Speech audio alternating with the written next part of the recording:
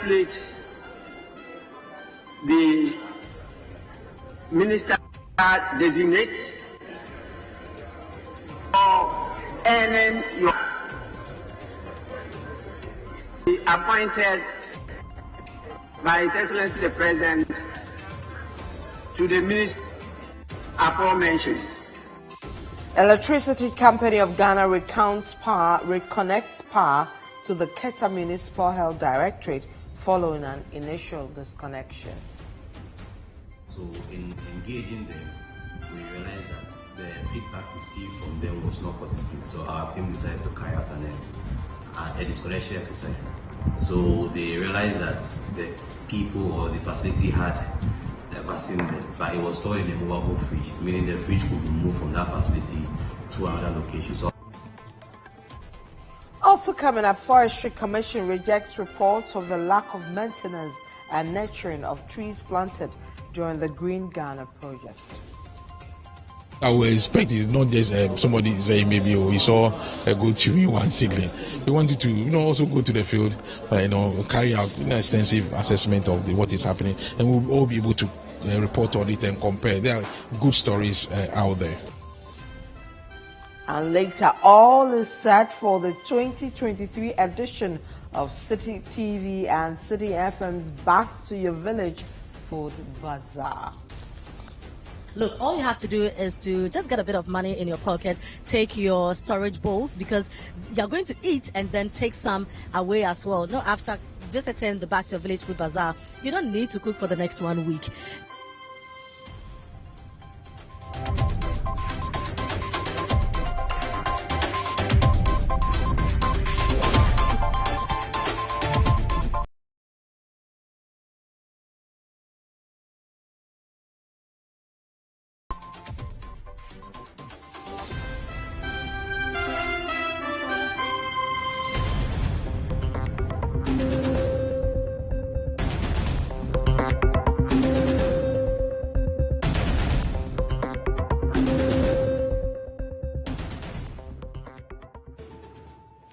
Let's bring you details of our stories. In Parliament, after hours of voting, has approved the nomination of the new ministers appointed by President Nana Akufo-Addo. Now, the approval implies that the Adansi Asakwa MP, Katie Hammond, is now the Minister of Trade and Industry, with the Member of Parliament for Inshaeso, Dr. Stephen Amwa, serving as the Deputy. Now, the Member of Parliament for Abetifi, Brian Echampon, is also the substantive Minister for Food and Agriculture, while Stephen Asamoah Boateng is the Minister for Chieftaincy and Religious Affairs. We have more in this report.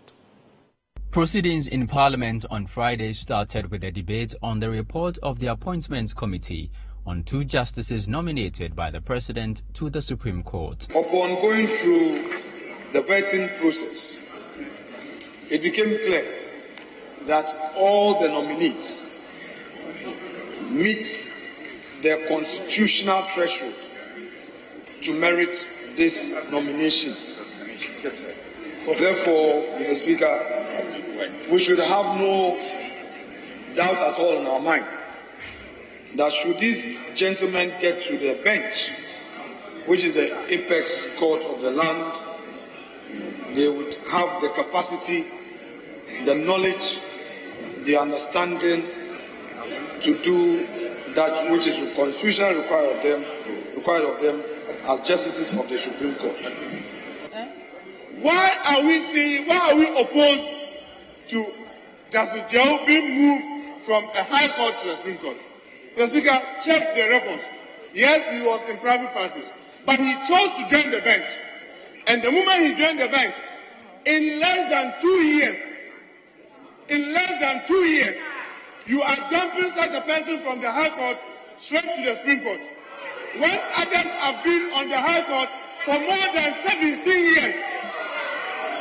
Mr. Speaker, now, the reason why I quoted Article 296 of the 1922 Constitution is that we are trying to check why was he being jumped in less than 2 years at the High Court to go to the Supreme Court. Only to notice, this is a person who has served as a parliamentary candidate for the New Patriotic Party on 2 occasions. Hold on. The House, after the debate, decided to take a vote on the ministerial nominees of the President following the conclusion of a debate on the report presented by the Appointments Committee on Thursday. But the majority side raised some objections to modalities of a secret vote on the nominees. Agree to vote on them separately at the same time. So we are going to have one ballot box, just as on the national elections we vote presidential and parliamentary. You are given a ballot for presidential, you vote, you put it in a box. You are given a ballot on parliamentary, you vote, you put it in a box. So the position is that we are going to have 2 ballot boxes, have separate voting but at the same time. So you go, the clerk gives you one ballot paper which has the list of the ministerial nominees. You finish voting, you pick another one for the Supreme Court judges, and then you put it in. Mr. Speaker, that was the understanding. Mr. Speaker, sitting here, you can see that the box on the left is tilted towards you. The same thing, the box on the right should be tilted towards you. So we avoid any intrusion from the right. But the marshal keeps turning it to the other side. That's what I'm complaining. It's turning towards you. That's right.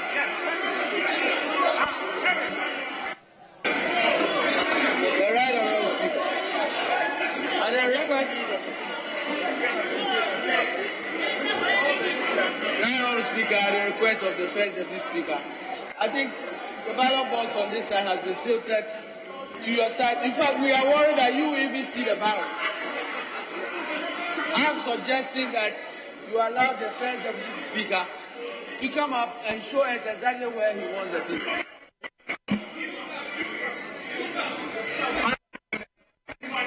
Let me assure you that where I sit, I can't see anybody indicating where the person is voting. I can't. Both ballot boxes, I can't see. The ballot booths, I can't. So you are safe. But the doubt is deep. The Speaker subsequently suspended sitting to engage leadership of both sides of the House on the matter. The House resumed proceedings with a secret vote on the ministerial nominees, after which the vote on the Supreme Court justices would be taken. Honorable Katie Hammond. 154 yes, 116 noes, rejected 1, and 1. Honorable Brian Champon.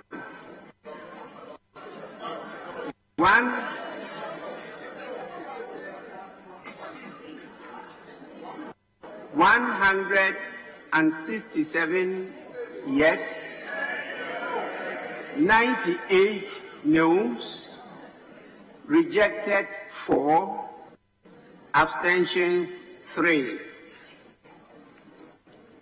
Honorable Stephen Asamoah Boateng, 147 yes, 122 noes, 3 abstentions.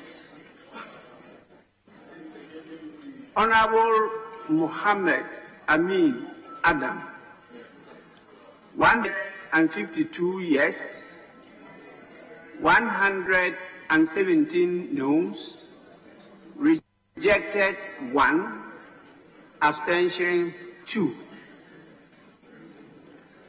Honorable Osei Bonsu Amwa, 149 yes, 120 noes, abstentions 3.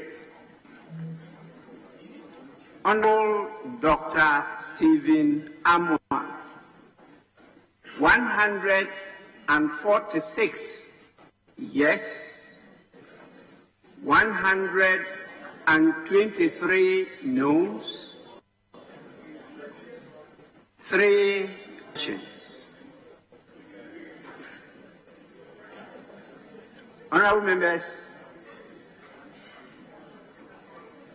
the House has accordingly approved the nomination of the following persons as ministers and a deputy minister in accordance with Articles 78(1) and 79(1) of the Constitution.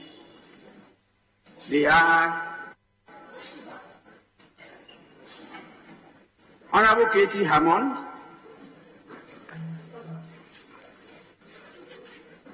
as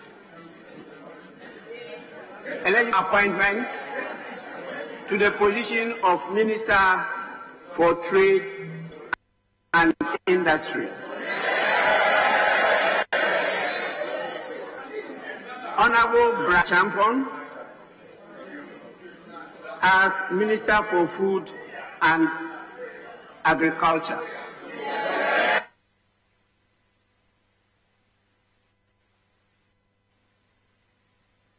Honorable Stephen Asamoah Boateng, as Minister for Chieftaincy and Religious Affairs. Honorable Mohammed Amin Adam, as Minister of State at the Ministry of Finance. Honorable Osei Bonsu, as Minister of State at the Ministry of Local Government, Decentralization and Rural Development. Honorable Dr. Stephen Amwa, as Deputy Minister at the Ministry for Trade and Industry.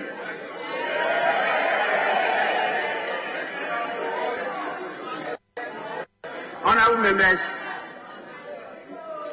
on your behalf,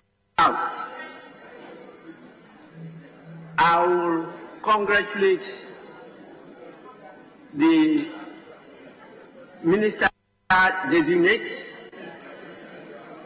for earning your appointed by His Excellency the President to the ministry aforementioned. Congratulations. Let's move on to some other stories. And the Electricity Company of Ghana has reconnected power to the Keta Municipal Health Directorate. This follows an initial disconnection exercise carried out on the facility on Wednesday due to their indebtedness to the power distributor as part of the National Revenue Mobilization exercise being carried out by the ECG. Now, the disconnection sparked fears that vaccines being stored in the storage facility at the Directorate risk losing their efficacy after some time. Now, even though the ECG says hospitals across the region owe them almost 9 million Ghana cedis, they say they have come to a consensus on terms of payment, hence the reconnection. Benjamin Entry is the Public Relations Officer for the ECG, the Volta region.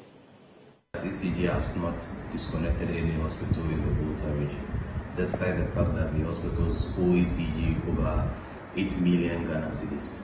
ECG is carrying out an exercise to mobilize revenue in the country, and disconnection is the last resort. ECG as a company does not take delight in disconnecting customers. However, on Monday, our team visited the Keta Municipal Health Directorate, and they realized that the Directorate owes ECG 24,000 Ghana cedis. So in engaging them, we realized that the feedback received from them was not positive. So our team decided to carry out a disconnection exercise. So they realized that the people or the facility had vaccine there, but it was stored in a movable fridge, meaning the fridge could be moved from that facility to another location. So our team engaged them that kindly move the fridge away for us to carry out the disconnection exercise. The staff over there did not hit to this call. So Tuesday our team visited it again, and then they engaged them to move it back. It did not happen.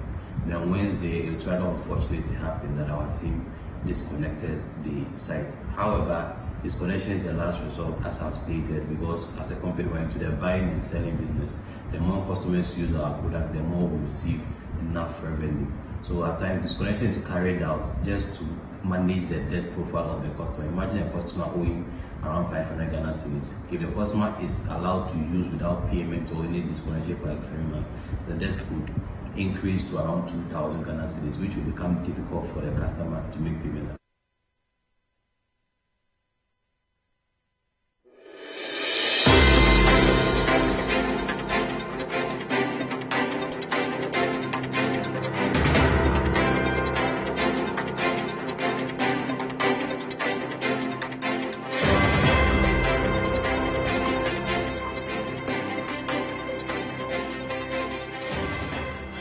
Now, the Ngozi Memorial Institute of Medical Research is lamenting the low turnout of persons testing against tuberculosis. Now, according to the institute, there was a drop in diagnosis in 2022 as compared to previous years. Now, the institute, however, attributed this to the impact of the COVID-19 pandemic, which saw persons being restricted in their movement. We have more on this report. When health workers took the tuberculosis TB testing outreach to Choko community in Accra, there was a massive turnout of persons who did not need much convincing to get tested. Over 46,000 new cases of TB annually are estimated by the World Health Organization in Ghana. However, in reality, less than a third of the estimated number of cases are officially reported each year by health facilities in the country. Speaking to Citi News at the public sensitization and health screening event at the Choko Tea Garden, a senior research fellow at the Ngozi Memorial Institute of Medical Research, Dr. Ajo Asantepoku, said that about 14,400 people were diagnosed with tuberculosis last year, but she believes the number is an understatement because the COVID-19 pandemic caused a major setback in the success of diagnosing and treating tuberculosis. When COVID came, all the efforts that we did went down the drain. People are not coming to the hospital. So last year, our percentages, prevalence went real down. But countrywide, about 14,400 people were diagnosed of TB. Yes. Last year. That's last year, about 14,400 people were diagnosed of TB. That is really an underestimation because a lot of people, when they get TB, do not come to the hospitals. So this year, one of our goals is to also go into the community, just like we are doing now. There are other people in the other regions that are also going into the community to educate people and encourage them to also come into the community for screening. Dr. Ajwa Asantepoku went on to explain that the purpose of the outreach was to educate the community on tuberculosis and went on to remind the general public that diagnosis and treatment in the country is entirely free in any public hospital and encourage Ghanaians to get diagnosed. They are doing free chest x-ray. Once we detect that you have some chest indication, there are doctors, 2 or 3 doctors around that would also screen you. We will take lab samples. TB is diagnosed by both chest x-ray and laboratory diagnosis. So we'll take lab samples, take it to the lab, and then do the analysis. And if it's TB, you'll be referred to Kolebu Chest Clinic and treated for free. Dr. Ni Ejay Abraham, who was present at the outreach, explained that it is important to get an early diagnosis of tuberculosis because it is an airborne disease which can affect a lot of people at the same time. TB, because it is an airborne disease and one person can infect a lot of people. So if you are able to get somebody with TB, you have saved the community at least about 10 people or 20 people, because we live with people in the house, we work with people in our workplaces, and then people in our schools, people in our churches, etc. So it is good we are able to catch them very early and then prevent the spread of the TB.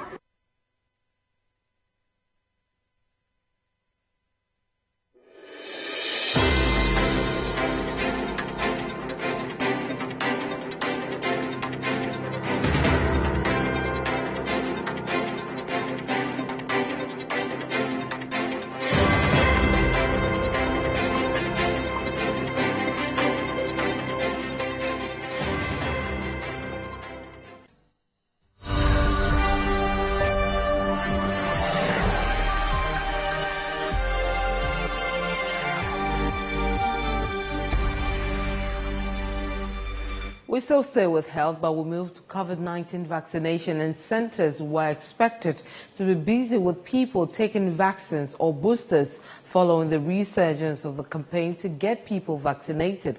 However, the situation is different on the grounds. The following report, filed by Daniel Odro-Mensah and read by Kwekwe Duamansa, has more. Statistics from the Ghana Health Service COVID-19 Outbreak Response Management Team show that over 23 million vaccine doses had been administered as of the 14th of March 2023. Persons who have received at least one dose are about 13 million, representing 41.4% of the total population. For persons who have been fully vaccinated, statistics from the Ghana Health Service indicated over 10 million people, making up 31.9% of the total population. More than 3 million people are reported to have received the booster dose. As of the 20th of March 2023, a total of over 1,000 deaths had been recorded out of a total of over 171,000 cases, with the rest 169,000 recovered and discharged. A visit to some major health facilities in the national capital to observe whether people were still trooping in to vaccinate against COVID-19 was not encouraging. As of Wednesday, the 22nd of March 2023, the Adabraka Polyclinic recorded 10 vaccinations, while the Greater Accra Regional Hospital recorded 0. The medical superintendent at the Adabraka Polyclinic, Dr. Abdul Razak Kwao, attributed the vaccine hesitancy to fears and misconceptions from the public. So it's all about education, educating them on what the disease is about, educating them on the vaccines available, what to expect, because most of the things has to do with fear. The initial concerns were that the whites want to wipe out the black race and the rest, but then when the vaccination started, we all saw that a lot of white people even trooped in to come and take their vaccine, so that went away. A vaccinee who is also an exporter, Eunice Otu, indicated that she had come in to get her vaccine because it was a requirement for her to travel overseas. When are you traveling? Friday. Are you hoping to get the results before Friday? Yes, I think I should get it today. Or, yes, I'm getting it today. Have you been here for long? No, I just came. Since the time you came in, have you seen other people coming? Yes, I met one man here. Yes, just one. So, do you know of anyone who has vaccinated? Yes, I know about. Okay, so I'm an exporter, so I know all of my colleagues have done it. I didn't want to, but I have to right now. You said you didn't want to, so why? Because, like I said, I'm an exporter, and then you hear them saying, okay, I can't feel my legs, I have headache, I have this. So I said, let me just see if I can run away from it. So that's how come I haven't done it till date. Meanwhile, a principal nursing officer at the Greater Accra Regional Hospital, Hilda Akofa Kumako, called on the Ministry of Health to intensify a campaign for people to get vaccinated. Initially, when the COVID-19 disease, when there was the outbreak, you realized the majority of the people were trooping in for the shot. And then because of space, we decided that we'll use the admissions to capture majority of the people. It has a big space to accommodate people so that they can sit and then wait whilst we give them the shots. But now because the turnout is low, we can't use the same admissions. Over there, sometimes they use it for programs and then whatnot. So we can't say because of COVID-19, one person be coming in and they have to hijack the whole place. They are coming in for the shot because it's a requirement that they have to take the shot before they are traveling. So definitely they will come in. If the ministry can go on with the mass immunization campaigns, allaying people's fears and anxieties on the media, I think it can go a long way to help with the high patronage.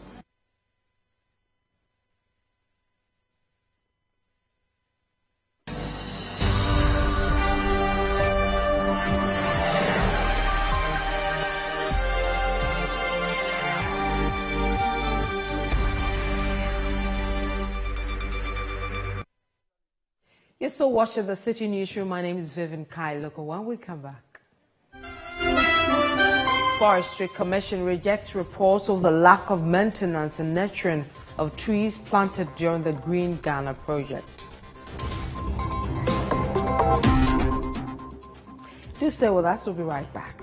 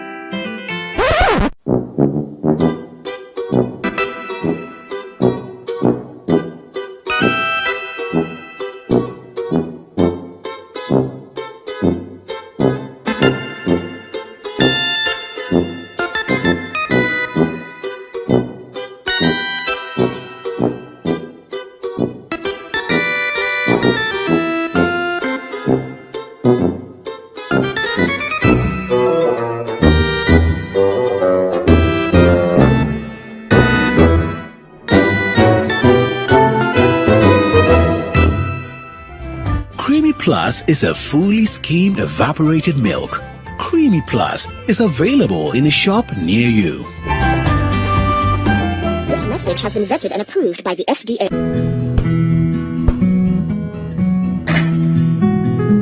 This is the neighborhood I'm having my twins. The very reason why I took it for us. See, the price is very good and it's spacious to contain all of us. Alphabet City. Now I'm a landlord. I don't pay rent, and my Airbnb business is booming. To me, bank and I'm not say Alphabet City. The pension pay me 20%. The payment plan, I want to share my just very smooth. This is a healthy place to raise our families and creating peace. Come on, be my neighbor. Alphabet City, the ABC of Home Sweet Home.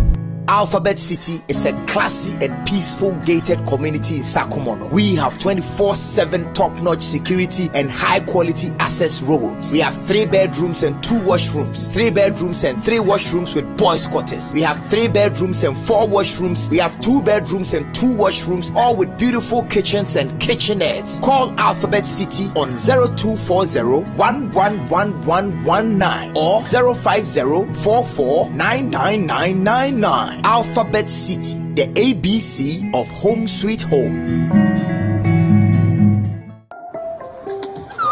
a minute, yo! Is that my nephew? Wow, this place has changed, yo! Yo, Adra, look at you all grown up, yo! Some things never change, like Gino's quality recipe that gives my food that rich color, unique natural taste every time. Smells good, yo!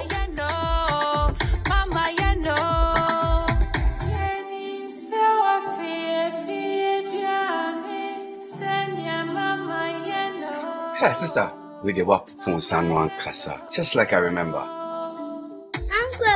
Uncle, hurry up and let's open the suitcase. Ajua, chai, never shrink one part. Best jollof I've ever eaten. Wow, this is real jollof, mommy. Gino dear, Emma Drania de Ankasa. Say Gino dear, fie. It's delicious, yo! This advert is FDA approved. Serene, pristine, natural. This is Maha Beach Resort. Set on the seafront in Atuabo and the rich oil and gas hub of the western region. The warmth of the resort can fill your soul.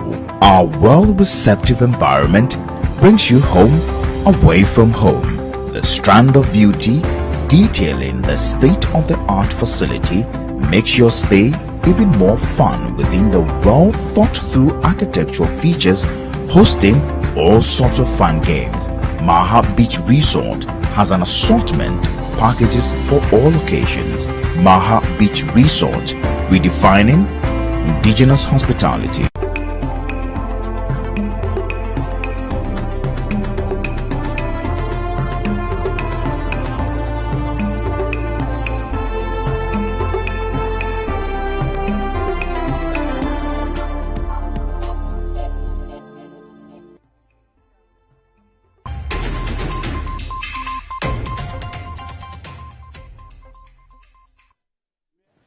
And you're welcome back to the City Newsroom with me, Vivid Kai Loko.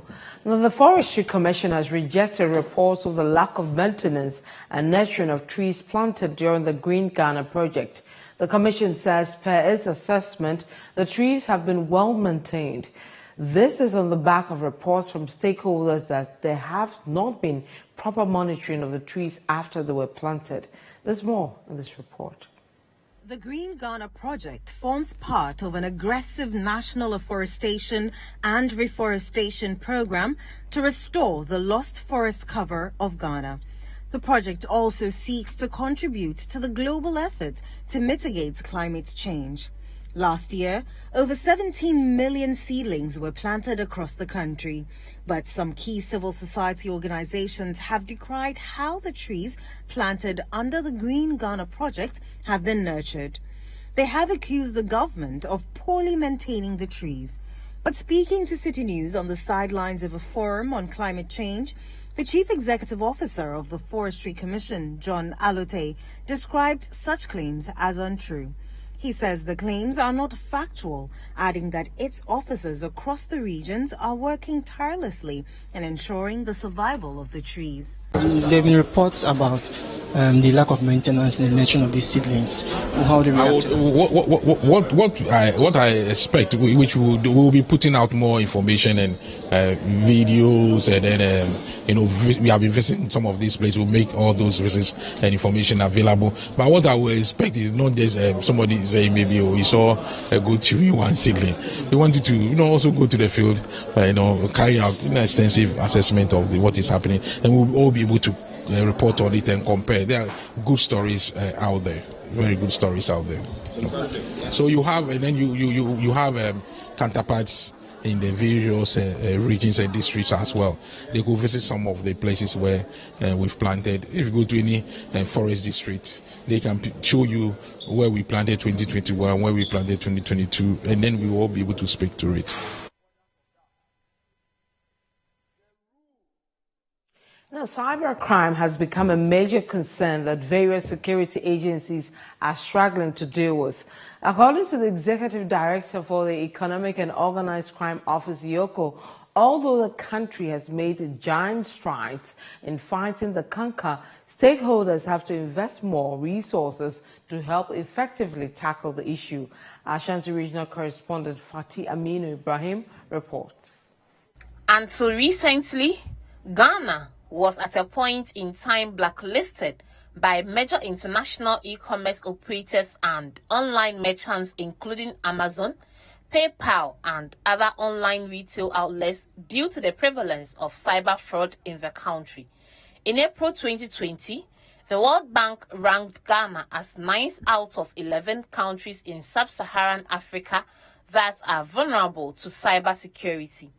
According to the Economic and Organized Crimes Office, IOCO, cybercrime continues to undermine the economic gains of the country, and as such, strategic measures must be adopted to tackle it.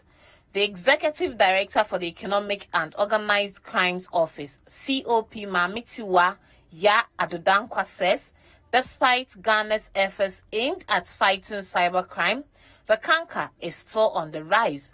She is thus calling on various agencies to channel investments towards fighting the phenomenon. The opportunity brought about by digital technologies to accelerate economic growth are curtailed by the cybercrime menace. Hence, it is imperative to provide stringent mitigating measures to build a sustainable cybercrime society for economic development. Building a society in which cybercrime is minimized is critical for economic development. Cybercrime can cause significant damage to individuals, businesses, and economies. By raising awareness, developing effective laws and regulations, promoting cybersecurity training, investing in technology, and establishing partnerships, we can work together to prevent cybercrime and create a safer and more secure digital environment.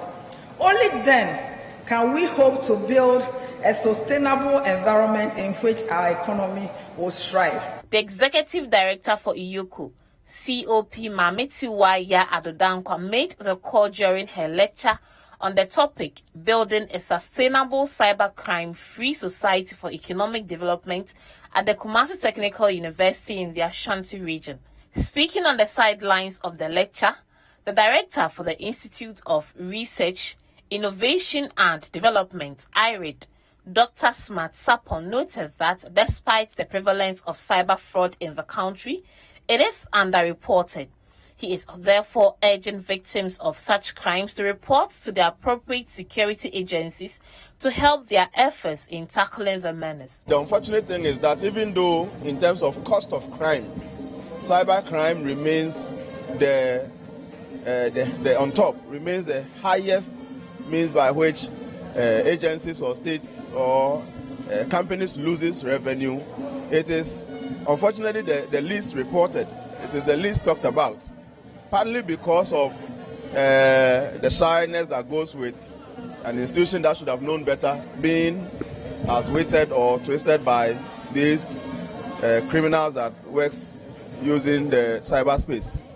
So we as an institution or institutions across the country are encouraged today to boldly come out and report incidences of cybercrime, so the law enforcement agencies would know the changing trends our criminals are using and meet them squarely. Many unsuspecting victims continue to fall prey to the activities of cyber criminals, and stakeholders believe with a concerted effort, cyber fraud would be minimized. For News, Fatih Amin Ibrahim, Kumasi.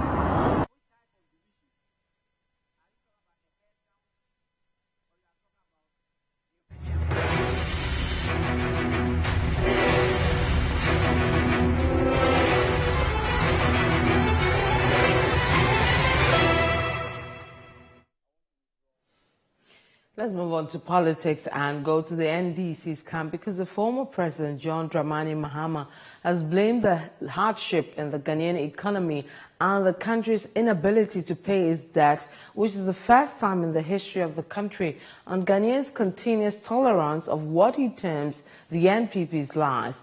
Now, John Dramani Mahama, who was speaking on the first day of his flag-bearer campaign tour of the Western region as Agona and Kwanta in the Ahanta West municipality, said all the lies of the MPP from 2016 to date have been exposed. Now, while calling for peaceful primaries, he said his experience as a former president has equipped him adequately to lead the NDC and Ghana out of the current hardship. 2016, you name idea by yourself. And you're true about the sun. Now, Ghana, your folks on the day. Your folks want to say, Obi by your home, or because say, yes, on the train. And you was on the train, and you may. Your folks on the day. Submission, and you may. Now, main fast support Ghana for. If we said 2016, what's yet a normal kind? One district, one factory, one D, one F. One V, one village, one dam. $1 million per constituency per year. Now, one person. And there's some one by NDC by Holy Regiment. And see, don't you know, now, Namin Shibia, yes, Shepa. 18 name a buyer, Namia Quine. And also NDC Tranche. No more some bay in the end. You We'll still say, well, the NDC, because a parliamentary candidate aspirant for the NDC in the Wejagbawi constituency, Cleland Aya Aisen, says the only reason the MPP's MP for the area, Tina Nayele Mensah, won the Wager seat in the 2020 elections was as a result of the COVID-19 pandemic. Central Regional Correspondent Carver Stetter has more. Since the splitting of the Weja Bawe constituency into three, namely Botiano English Amanfrom, Anya Seutuom, and Weja Bawe, by former President John Ejekum Kufuor, the National Democratic Congress has never won the seat and is determined to win it. Cleland Ni Aya Eyison, who contested sitting MP for the area, Tina Na Ayele Mensah, in 2020 elections but lost, believes he has what it takes to snatch the parliamentary seat from the New Patriotic Party. According to him, the COVID-19 pandemic gave the incumbent MP and the New Patriotic Party an added advantage since they lied to constituents of offering free food, electricity and water to win sympathy votes, while Ghanaians were being taxed for all the services. He noted that the loopholes that the New Patriotic Party candidate took advantage of to win the election has been dealt with, hence assured of beating Tinana Ayele Mensah. Reason why the NPP won power in 2020 was because of the COVID-19 that came. Say yes, omudi ediani and omudi, so many things came around, and then they told Ghanaians they are going to give Ghanaians free water. They told Ghanaians they are going to give Ghanaians free electricity. All those things made Ghanaians have lot of sympathy for them, for Nanado to sneak in. But I'm telling you, this time around, Ghanaians have seen that the water that they said was for free, it wasn't for free. The electricity that they said it was for free, it was not for free. And so Ghanaians are going to vote massively, and I'm expecting a 1.5 million vote difference between His Excellency John Dramani Mahama and whoever comes for the MPP flag bearership. I don't care who comes, but I know His Excellency John Dramani Mahama is going to win with over 1.5 million votes. And over here in Wejagba constituency, I am going to shock the entire country by taking the seat for the NDC for the first time in the history of Wejagba constituency. The Weja Dam spillage has become the problem of constituents living within the catchment area of the Weja Dam. And Cleland Ni Aya Eyison, who filed his nomination on Wednesday, says he has a solution. It's terrible. Even where we are right now at Malam, just when you look at Abase, Kokroko, and then you go down to Oblogo, you go down to SCC Enclave, it is terrible. Tetegu. Just recently, we had a lot of victims of flooding because we have the Weja Dam close to us. So anytime there's a perennial rain, they open the dam, and what happens? The place gets flooded. We need to have the channels that channel water out of Tetegu. We need to be able to create bigger culverts that can be able to flush the water out when the dam is open. Unfortunately, all that I said online have fallen to deaf ears. But when I come to power in 2025, I'm going to make sure we tackle those problems and we tackle them head on and we get it done once and for all. The 2020 parliamentary candidate for the National Democratic Congress, Cleland Ni Aya Eyison, believes they will win the primaries and meet Tinana Ayele Mensah of the MPP. He says he will beat Tina Mensah. Calvin Stetter, Citi News, Weja. You're still watching the Citi Newsroom with me, Vivian Kailoko. When we come back, all is set for the 2023 edition of Citi FM and Citi TV's Back to Your Village Food Bazaar. To stay with us, we'll be right back with a story.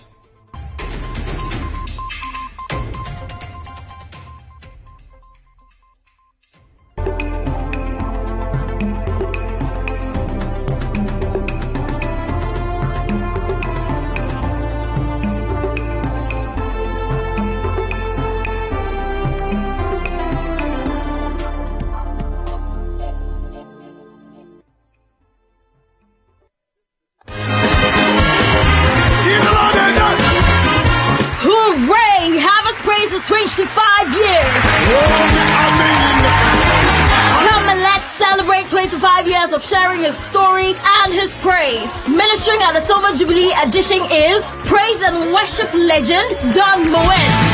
God is good all the time. The young, sincere sensational and anointed minstrel Moses Bliss. And the host choir, the Evergreen Harvest Gospel Choir. As always, Harvest Theatre will deliver a soul-inspiring drama performance. Join us at the UPSA Auditorium on Good Friday, 7th April 2023, 4 p.m. sharp. Tickets, single, 80 Ghana cedis, double, 150 Ghana cedis, and VIP, 150 Ghana cedis. Dial star 725 star 1155 hash on all networks and buy your tickets now. Tickets are also available at Airport Shell, Bachelor Total, Sunny 88.7 FM, and all Harvest Chapel branches in Accra. Children are not left out. Children from ages 5 to 12 will enjoy an awesome experience at the HP Kids session featuring King's Kid, Louis Pascal, Casa Harry, and many more. Entry is free for kids once you purchase an adult ticket. Come, let's celebrate. It's the Silver Jubilee. Harvest praise. Get your praise on. See you there. Pepsodent is aware that globally, 1 in 2 children suffer from cavities. That's why by giving her Pepsodent, you're not only protecting her teeth, but also helping her grow up and thrive at every stage of her life with a healthy and confident smile, so she can succeed and achieve all of her dreams. Because every smile matters.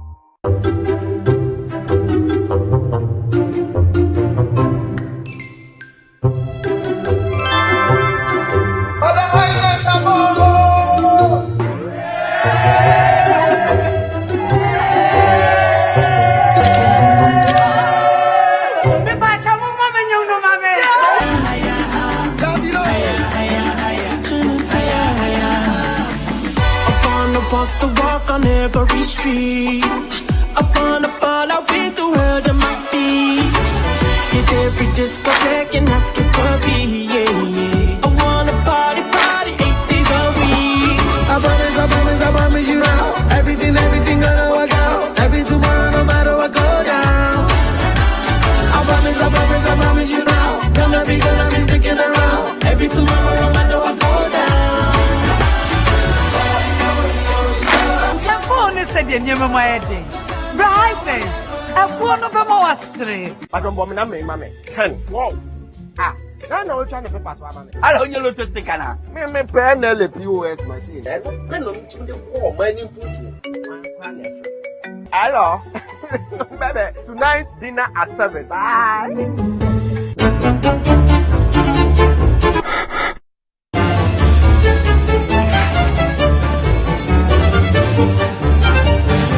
The winning numbers are 10, 12. Sorry.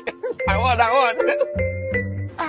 Joy. Your lottery experience just got better with the new NLA instant payment. Play on the NLA machine, and if you win up to 1,200 Ghana cedis, you will be paid instantly without any stress via short code *389*1000 hash. Payments above 1,200 Ghana cedis can be redeemed at the newly established payment centers. Hey!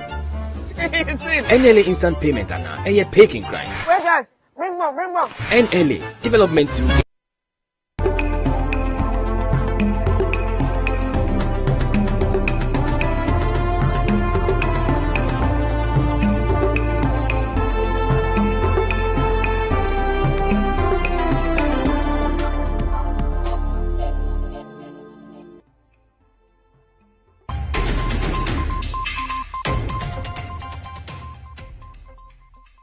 And you're welcome back to the City Newsroom with me, Vivian Kai Loco.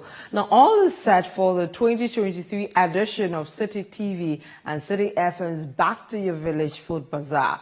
The event, which will be happening on both Saturday, March 25th and Sunday, March 26th, will see a convergence of patrons to treat their taste buds to sumptuous indigenous delicacies. City News' Kwekwe Duamansa has more.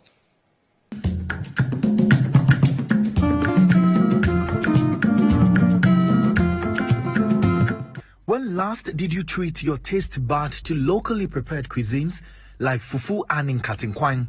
apapransa, akple and fetiridechi, ewople and bobitazi, ayiple, and a host of other Ghanaian foods. Well, worry less, because your relevant radio station, Citi FM, and your fastest growing television, Citi TV, have got you covered with a Back to Your Village food bazaar. The event forms part of activities to mark the Heritage Month of March as the media house celebrates the indigenous Ghanaian cultures from the north through the middle belt to the southern part of Ghana. Now, let me take you back to the 2022 edition of the Back to Your Village Food Bazaar, which was held at the AMA's forecourt. There was a wide range of indigenous foods patrons to choose from. Also, some great sound was provided by our local bands here in the country. And this, the patrons say that they had no other option than to laud this particular initiative by Citi FM and Citi TV, and to call for more in the coming years. So I'm having tuozafi, millet tuozafi with bitter and guinea fowl meat. So it's a northern delicacy. Is this your first time? No, it's a non-delicacy. I'm a northerner myself, so I'm used to this delicacy. I'm really enjoying it. I'm really having a good time here. How good is this? Okay, so it's good. So you can talk about the nutritional aspect. Less starch, more of protein, and then vitamins. So I must admit, Ekosu. I mean, for the fact that we're taking you back to your village, bringing you foods that you haven't had in a long while staying in the capital, what's the feeling like for you? This like going back home, going back to my roots. I'm a northerner, as my brother rightly said. So it's been a while. You only get to eat dessert once in a while. But I think today I'm really enjoying myself. Truth be told, I'm really enjoying myself. I had dessert with guinea fowl, and it's not bad at all. It's just like what our grandmom used to prepare back home, and truth be told, I'm really enjoying myself. How is the food tasting like? It's good. You know how it took me a while to even respond to it. It's good, and we are breaking away from the normal foods we've been eating, and the food bazaar is the only way to taste from different villages. So we being here, it's a different experience, and it's been very good. And it's been. All right, what about you? What are your thoughts so far about this event? The food tastes great, and I'm enjoying myself.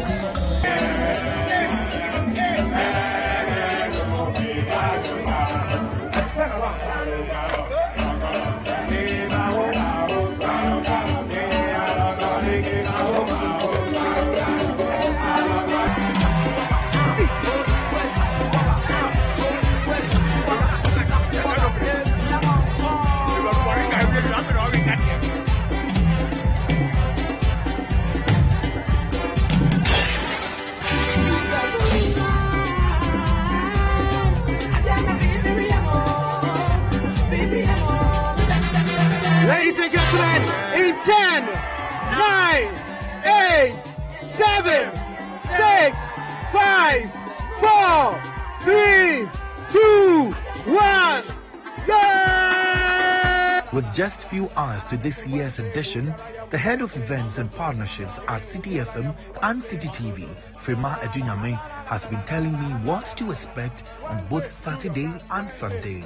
No, when we say that we are going back to our village, indeed we are going to back to, all our villages. And so you have food from every part of Ghana representing tomorrow and, of course, on Sundays. We are more than ready. We've been ready since Back to our Village Food Bazaar 2022. And so we are more than ready. We're just waiting. The countdown is on. Just make sure that you come. Look, all you have to do is to just get a bit of money in your pocket, take your storage bowls, because you're going to eat and then take some away as well. No, after visiting the Back to Your Village Food Bazaar, you don't need to cook for the next 1 week.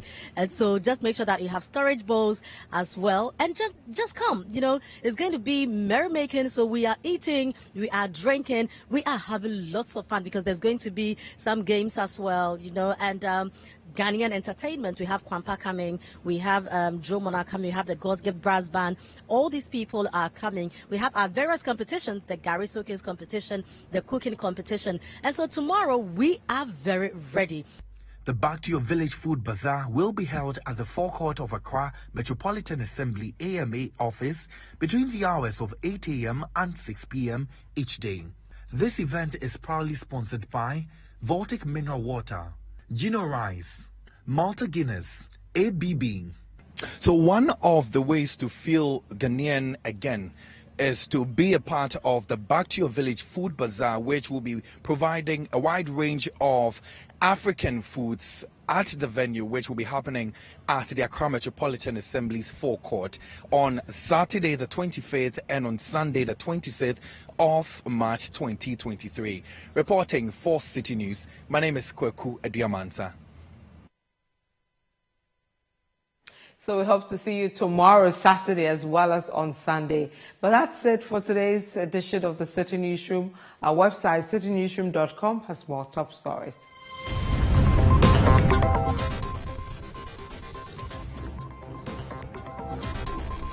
Subscribe to CityTube on YouTube for more exclusive video content from Citi TV. You can also watch Citi TV on DSTV channel 363 and GoTV channel 182. My name is Vivian Kailoko. Many thanks for watching.